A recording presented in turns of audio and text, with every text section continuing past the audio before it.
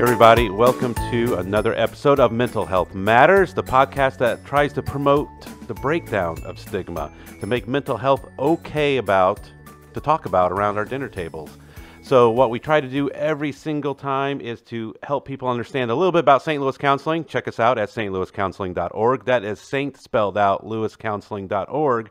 But also bring on guests that can just talk about mental health, because we all have mental health, just as we all have physical health. And so that's one of the things that we love doing, is intertwining mental health into our everyday lives and how it impacts us, the ebb and flow of it, the ups and downs.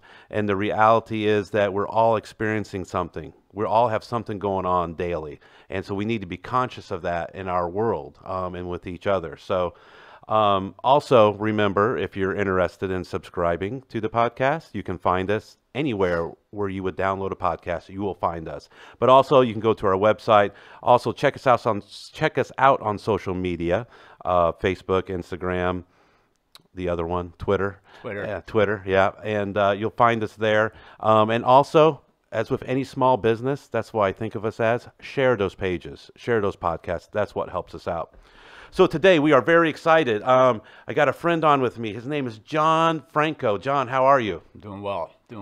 Excellent. So Jon is one of the co-founder of Gorilla 76, right? Correct. Industrial marketing business. The industrial marketing business. Yeah. Now, we first met, we met on the phone call because, I don't know if you remember this, Al Reinecker introduced us because he was on my board of directors. Okay. And he said, because we're trying to rebrand ourselves, and he goes, now I know these guys isn't your line of business with nonprofit. Yeah. He goes, but I'm just going to connect you guys can talk. And then you took the time, it was almost like an hour that we just brainstormed on the phone call, because I knew nothing about branding, marketing, or anything like that.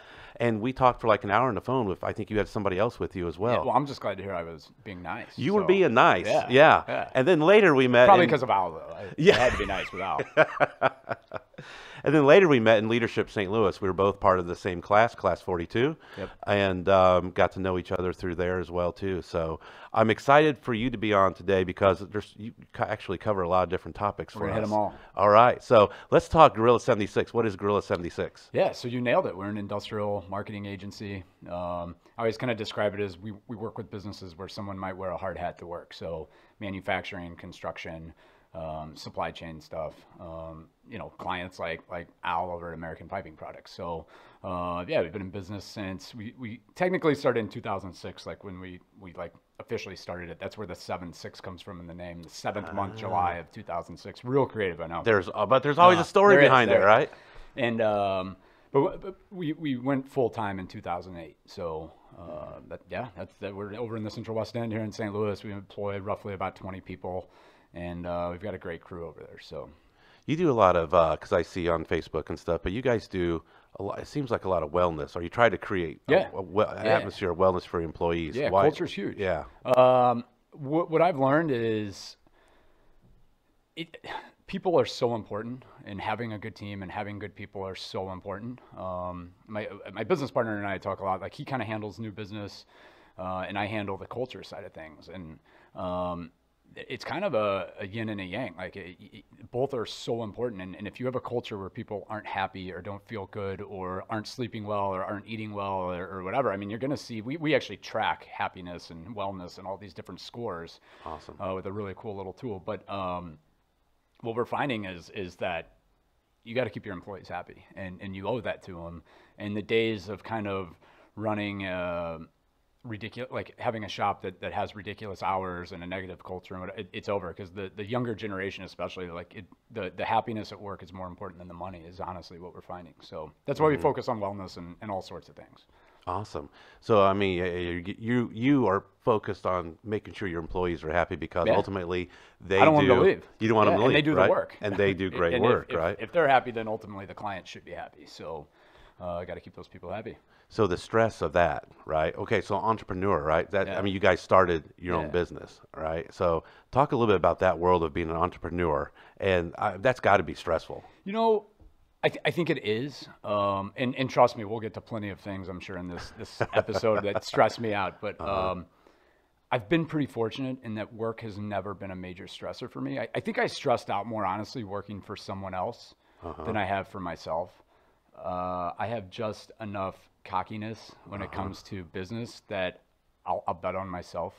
Like I feel comfortable betting on myself. Maybe I shouldn't. I don't know, but it's worked this far, right? It's worked this far. So, but yeah, I mean, it definitely can get tense. We've had some pretty stressful moments over the, I guess, 11 years now that we've been full time. There are times where you think everything's going smooth, and you've got a client that you think is really happy, and all of a sudden they call you and they're like, "Look, we got to can the retainer, or we've got to lower." I mean, that stuff happens. But I know with the team we have, like I have confidence in, in a business partner that I'm just like, we'll get through this. But, there are still ups and downs. And my perspective, I think, is probably a little different because right now I'm a family of one. Well, in my dog. So I think as long as I don't have as much pressure as maybe my business partner who has a wife and 2 kids and a mortgage payment and all these different things. So I haven't hit that crazy place of stress yet, I guess. So did you dream of owning your own business? Yes, sort of. I just knew I'm someone who does not. Maybe a nice way of saying is I don't know if I'm the most coachable person, and it served me well in a lot of ways, but it's also it's been bad in some ways too. But I think I've always been the type that kind of needs to run my own operation. That's something I've recognized. But yeah, as a kid, I had some entrepreneurs in my family, and I kind of was exposed to that, and it just was something that I was like, I would love to do that one day. I didn't think it would happen this soon, but at the same time, I'm glad it did because I think the risk of taking a leap and starting a business when you're 24, 25, and you don't really have that much responsibility. It's way easier than to do it in your 30s or 40s or whatever. Yeah. I'm in my 40s. You were kind of hinting like I might have been in my 50s. No. Okay, I'm just making sure. No, you look really young. I would have thought early 30s. Early 30s. Yeah. Okay, very nice. Very nice. That was what I was going for. Yeah, for sure. Yeah, I put the gray in and give myself that distinguished look. The Clooney look. Oh, I never thought of the Clooney look. Yeah. I like that. He's a hot commodity too. Yeah. Yeah. You're speechless. Guy. You're speechless Classy right now. guy. So, what advice would you give to somebody from an entrepreneur, right?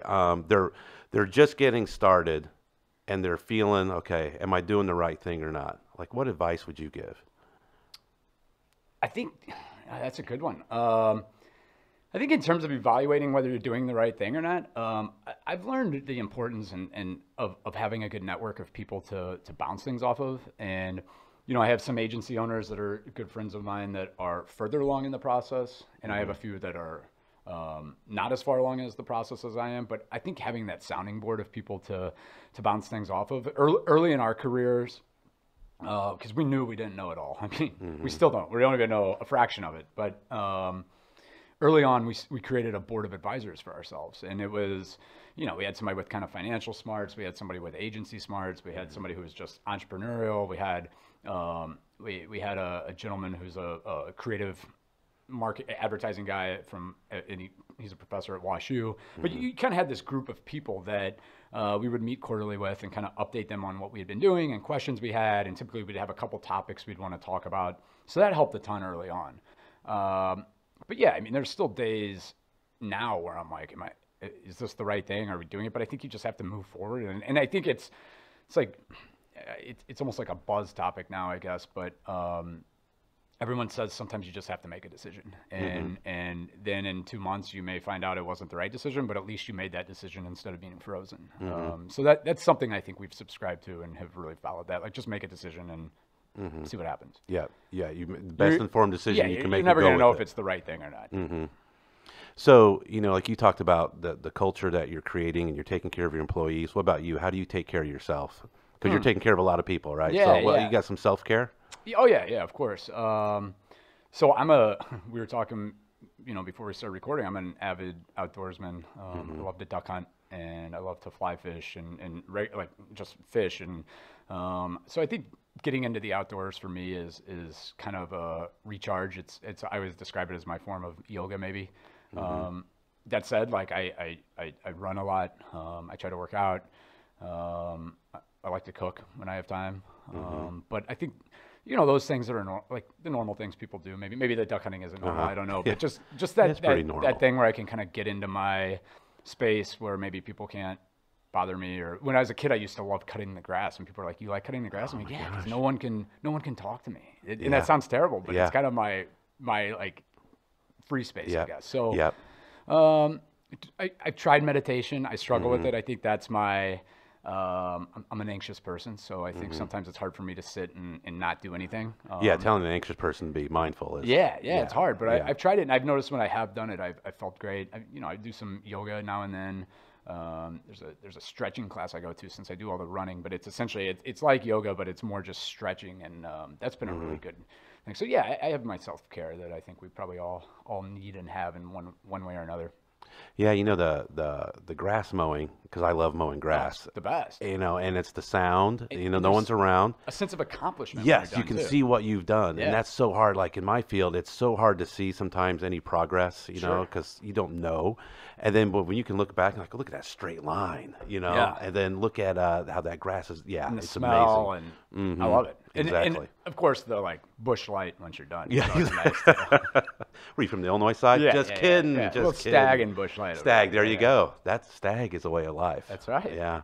So you, it's also funny. You talk about the ducks, right? So my wife, we live in the cul-de-sac, and we used to live in the country when we lived in Illinois. And we moved to this cul-de-sac, and she decides to hatch ducks because she thought it'd be really cool for the kids. And we have a pond in our backyard and all this stuff, community pond. And so then these ducks, man, they wouldn't go away. So actually, it was just yesterday. They're away now, and I showed one of my kids. I'm like, "Hey, see what happens to the ducks when they fly away?" Yeah. And he's like, "What?" And I'm like, "Yep." I'm cooking some of the duck tonight, actually. So I'll be doing a little self-care in a variety of ways. There you go. You're blending your worlds together, right? Yeah. Nice. So you were diagnosed with MS. Switching gears a little bit, right? Yep. How long ago was that? Let's see here, January 15th, 2016. So coming up on 4 years. Coming up on 4 years. It's one of those deals where anyone with MS, if anyone listening knows anyone with MS or has MS, typically it's one of those deals where you look back and you're like, well, I've probably had this for quite a while. So I have symptoms that go back to my early 20s, probably mid-20s. I just didn't know what it was. So how did you, well, I guess first, how did you realize, how did you get diagnosed? Like what made you? I felt like garbage, and I shouldn't have felt like garbage.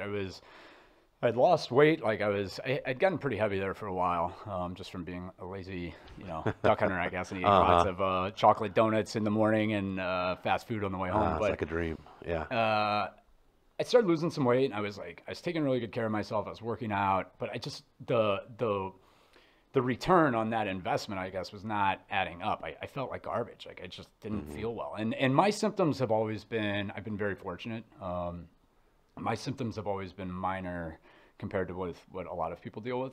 A lot of people will wake up one day and they can't see, or they can't move an arm or a leg. It comes back. I mean, that's how the disease works, or like that movement comes back, or that vision comes back. But mine, I just kind of felt weird. And so about over the course of maybe a year, I saw a variety of different doctors. I always joke, everybody from a cardiologist to a dermatologist to, I mean, because there were all the, and I was on a statin because I have high cholesterol. So, well, maybe it's the statin making you feel kind of dizzy and off and whatever. But over time, finally, I got into a neurologist. The actual diagnostic process with the neurologist was really strange, and it's a 30-minute conversation, so I won't go into it. But long story short, did an MRI. They found I had a couple spots essentially on my brain, like super small, which they called chronic ischemic change, which I didn't know what that meant. And then on top of it, the neurologist at the time who diagnosed me,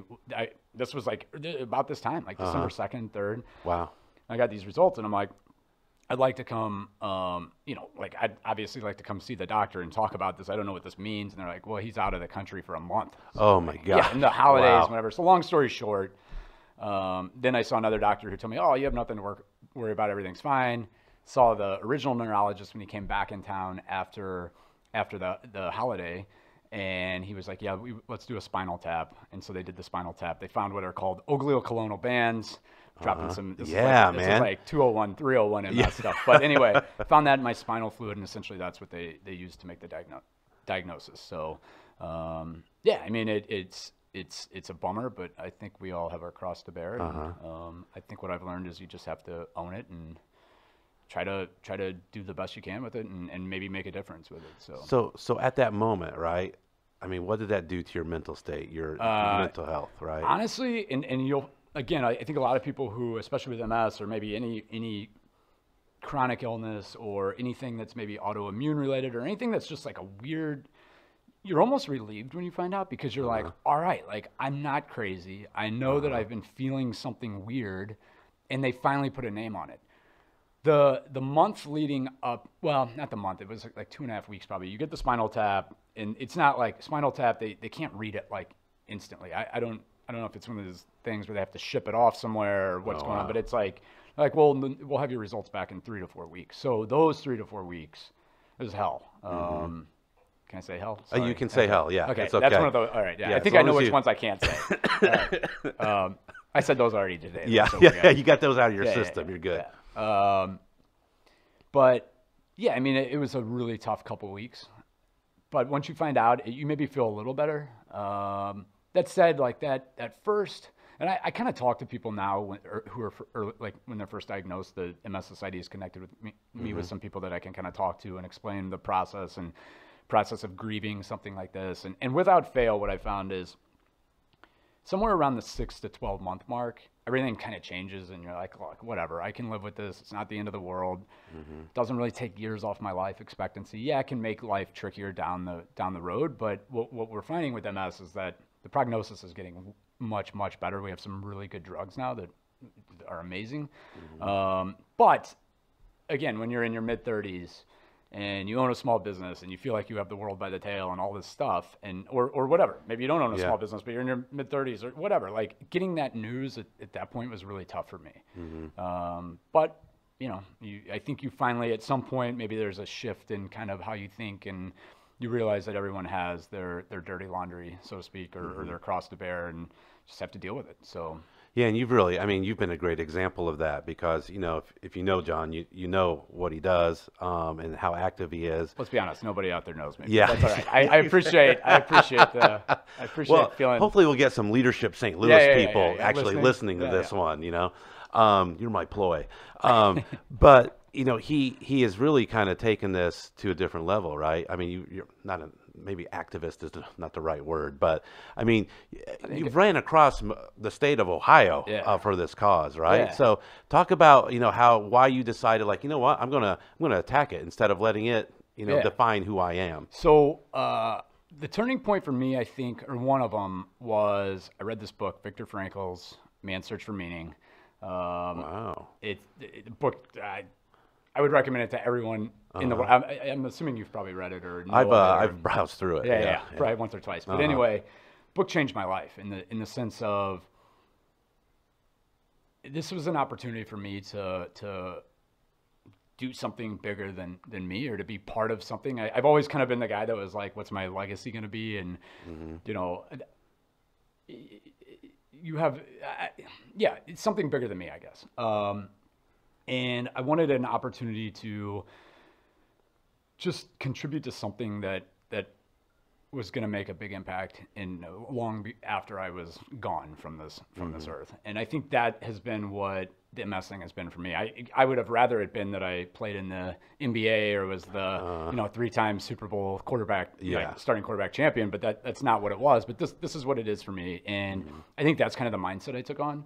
And so what I found was the people who were doing really well with this disease, for the most part, were the ones who were lucky enough to be able to run and bike and kind of bought into this idea of eating healthy and different things. So I was like, well, I mean, it's kind of what I guess I'll do this. So the year one, well, I guess it was on the first anniversary of my diagnosis, I kicked off what I called, I didn't have a good name for it, but whatever. I called it Fit 15 because I got diagnosed on the 15th, and apparently I like numbers with the Gorilla 76 thing or whatever. But it just flowed for you. I was trying to run 1,000 miles, bike 500, so 1,500 miles total, raise $15,000, and do it all within that first year. And what I found was people were incredibly generous, and I hit both goals by June 1 of that year. So nice. Ended up doing a lot more that year. I think we raised, I want to say that first year, 20,000, and it all is going towards like research and different MS programs.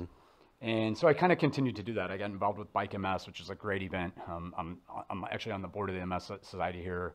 and involved heavily with Bike MS. And then, this past summer, there's a relay across the United States. There's a woman, Ashley Schneider, up in the Milwaukee area. Her mom passed from MS complications a few years back. And in order to honor her mom, Ashley actually ran across the United States by herself. I think she's one of like 9 women ever to do this. It's absolutely mind-boggling how she did it. But anyway, she since has turned it into a relay. And so, I got the state of Ohio, and we raised just barely shy of 30,000, and ran 174 miles in 6 days. Wow. So anyway, to answer your question, I think this has just been the way I've tried to own this and deal with this and whatever. So. And of course, I mean, all those things anyway are very healthy for the body, the mind, sure. to start with. Yeah, the running is, I think, from a mental health standpoint, it's great. Now, I did after the run across Ohio, I think I almost had a form of postpartum, which may sound crazy, but I had been building up, and apparently this is common in the ultra marathoning and running community, but you have something to focus on for so long, and you're cramming your brain with dopamine, and all of a sudden, not only are you not doing this thing you've been working towards, it's over, like somebody has when they're, have a baby or a wedding they're looking forward to or whatever, but then also this like physiological dopamine that I've been putting in my brain is no longer, because you have to rest after you're done. Yeah. So those first 2-3 weeks afterwards kind of triggered a little bit of a depressive state, if I'm being honest. So. Well, and the important thing is you recognized it, right? Yeah. During it. You're I like, recognized what is it. up? Yeah. I think I probably waited too long to try to fix it. Mental health issues run in my family. We've dealt with it. I mean, my grandparents, aunts, uncles, whatever. Like, I mean, it's, and I think like in most families, and I am lucky to come from a family where it's not something we don't want to talk about. And probably one of the most impactful, and my grandfather, who is one of the strongest men I ever knew. I mean, NFL player, Marine, incredibly talented, good human, but he dealt with anxiety and depression. And I think seeing him being open about that at a young age, especially from that greatest generation standpoint, was pretty powerful for me in terms of being like, you know what, it's like having high cholesterol or anything else. It's just something that some people deal with and some don't. And it's okay. And it's something you just need to address. And that example right there is why it's so important, like your grandfather set that tone, and probably other members of your family, like, hey, just talk about it. It's just the way it is, and instead of hiding it, because when we hide it, of course, what happens? Bad things happen. Yeah, I mean, it just gets worse. Way worse. I think it's, I walked in my office this morning and I was really proud. We have a refrigerator in our office, and like most offices probably, but we hang things on it, and it's typically a space I own, and I try to put a different message that somehow ties back to our core values. It might be a quote, it might be whatever, but I change it every week. But today I walked in and somebody had posted something about, there's a campaign running right now, the ad council is doing it. I can't remember. It's basically like embrace the awkward or something like that. But anyway, somebody had posted 5 things about mental health. Like, these are the things that help someone who you think is struggling. It was posted on the refrigerator. And I was super proud of our team, because I think we have an office or an environment at work where we talk about it too. Yep, exactly. And I mean, everybody's got their stuff they're dealing with, whether it's at work or outside of work or whatever. But if you're not open about it and if you don't talk about it, I think that's when it can really get you. And because work, I mean, think about how often people are at work, on a weekly basis, especially 40 hours at least. I mean, at least. Exactly. And you're around those people more than you are around your other ones, because you're sleeping the other times, when you're at home. So, it's kind of weird. Yeah. So it's like that work family, and then that culture is so important. Like, so for someone to feel comfortable putting that up there means the culture is working for you guys. I love seeing that today. So a lot of times if they take my space on the fridge, I move it and I put it somewhere else, because I'm like, no, this is where this message goes. But today I was like, this is great. And someone got it right. It's staying up all week. So. Nice. Yeah. So then, just random question. How'd you get assigned to Ohio? Was that just a random assignment? I just wanted to do the race. And so they they gave me what state do you want? And, I mean, there's Colorado, which would be beautiful. And now you're at altitude and, but, and elevation, or you have elevation. But I just told them, I was like, I'll do whatever you guys need, because I just want to be a part of this. And Ohio was cool. Started in, the name of the town was Van Wert, which is on the very western edge of Ohio, and ran to Cuyahoga Falls. So I didn't go quite all the way across, but I was just south of Cleveland, kind of Akron area. Thought I might run into LeBron. Did not. No. LeBron, if you're listening, we'll catch you next time. You see, now we can tag him. So yeah, this we is can. perfect. You said his name, I get to tag him. Yeah, that's beautiful. But yeah, it wouldn't have been my first pick of a state, but honestly, I think each state has its challenges. And I think this one from a mental standpoint was probably required.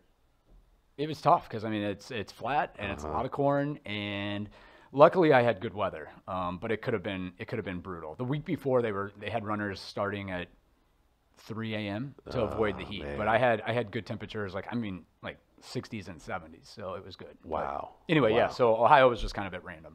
So what's that, to train for that, right? Talk about mental health and the ability to keep focused on that. How did you stay focused? It was one of those deals, and I think this is a lot of time, this comes across in a lot of what I do. For work, a lot of times it's the best way for me to get something done at work is to have the meeting set with the client. So I have to show up with the completed work. Otherwise, it's one of those things you're like, I'll do it later. And I think it's true with, if you're saying, I want to get to where I run 75 miles a week, or I don't know who would say that, but if you were to say someone that, like you. But you don't have this thing where people are donating money to, or this, like people are like, oh, well, you're going to run that. Like I felt like I had to do it. So I think that's kind of what got me through.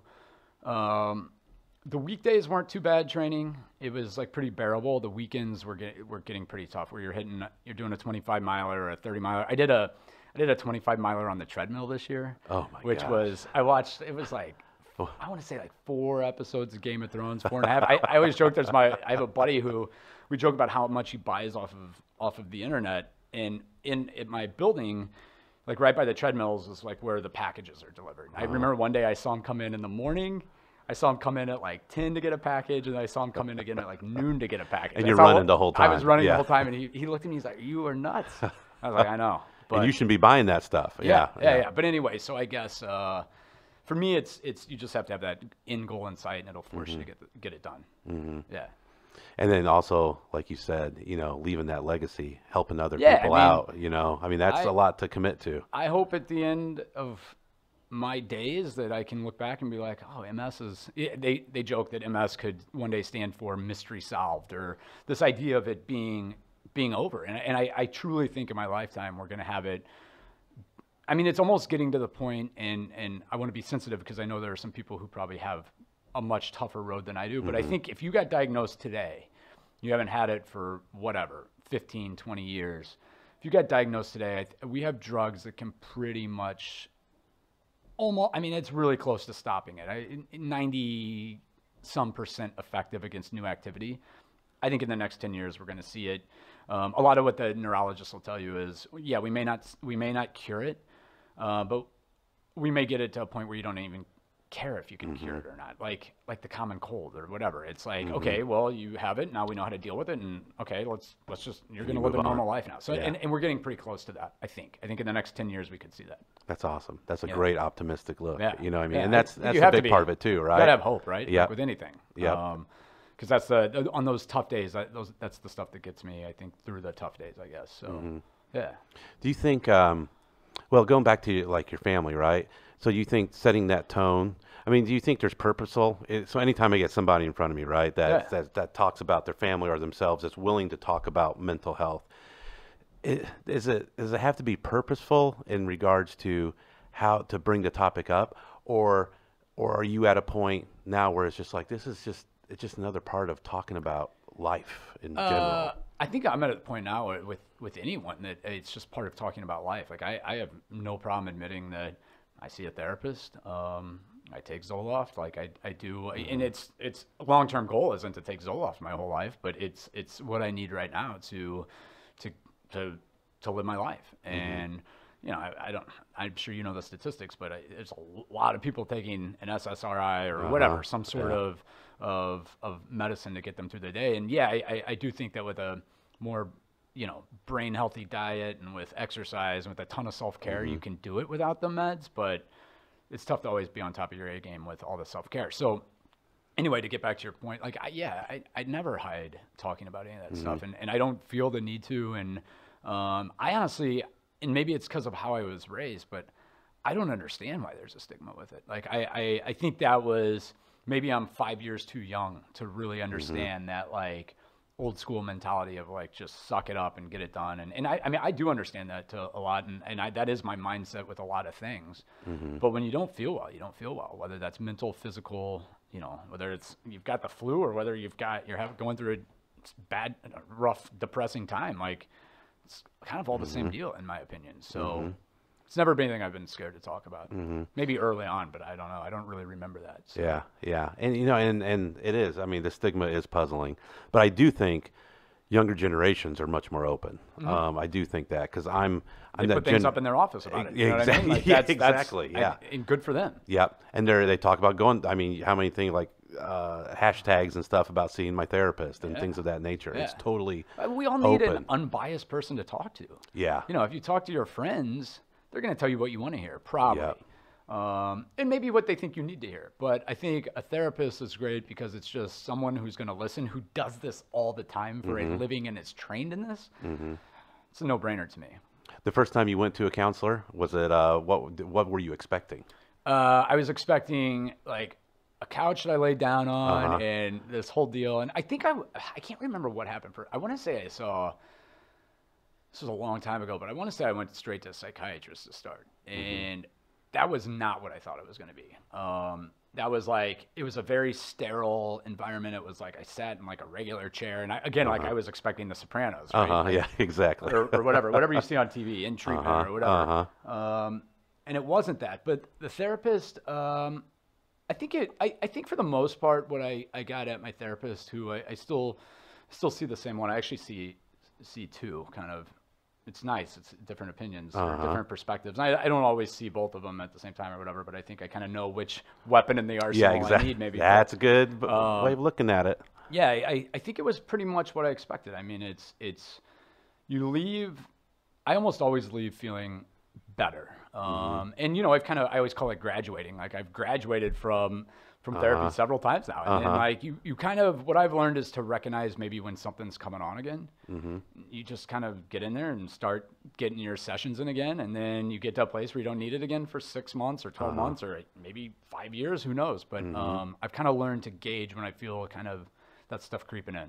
Yeah. And that's the thing. Like, I think people don't realize what to expect, you know? And so, yeah, I mean, if you want psychoanalytic, there is some couch stuff involved with that, right? Yeah. But ultimately, going in, it's sitting in the chair, talking out some stuff with a person in a probably, hopefully, nice-looking office. Yeah. You know, some nice furniture in there. Even if it's just a chair, you know? I always have to have, I've learned, like, my therapist she has a baseball in there, and I always have to have it in my hand. Like, it's this weird, I think she has several things like that, like, people, if they're there, they can, like, fidget with something, but for me, it's a baseball. So, exactly. So yeah, I mean, and I think, you know, one of the great things with you sharing all this, right? So if we look at, stereotypically speaking, and research as well, right? More women than men go to counseling, right? And then a lot of times that stigma, or we associate, you know, if you're weak if you have to go to counseling and all that. But we have a male, you, right? Yeah. I wouldn't call you middle-aged. You know, you're let's not go middle-aged. Let's not go middle-aged. You know, I just turned 37, so I had to accept saying like late 30s now late versus 30s. mid-30s. Yeah, because 36 was still like mid. Yeah, late 30s, outdoorsman. You know, sports-oriented.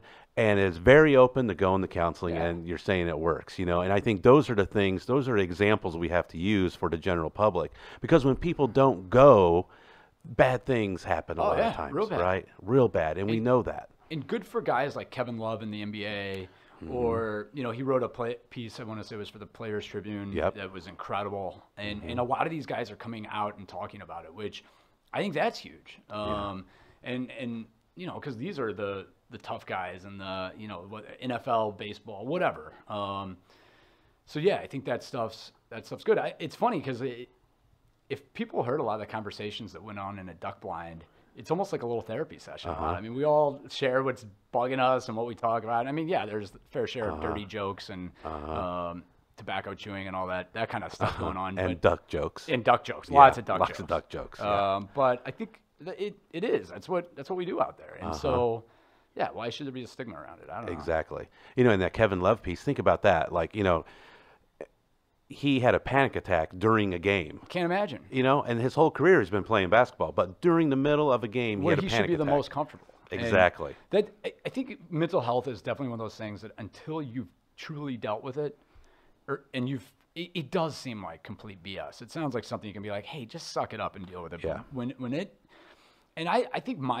I think I've had anxiety attacks or panic attacks, but I think they manifest themselves with me completely differently. Like I've never had to like lay down or pull over the car or anything like that. Like that's not how it is for me, but it's a slow build for me, and it's crippling. It'll paralyze you. So, and it's as bad as, in my opinion, as breaking an ankle or a leg or an arm, or, I mean, it's as bad a pain. There are times where you're like, I'd rather have a broken arm than obviously deal with this. Like, it's tough stuff. So, yeah.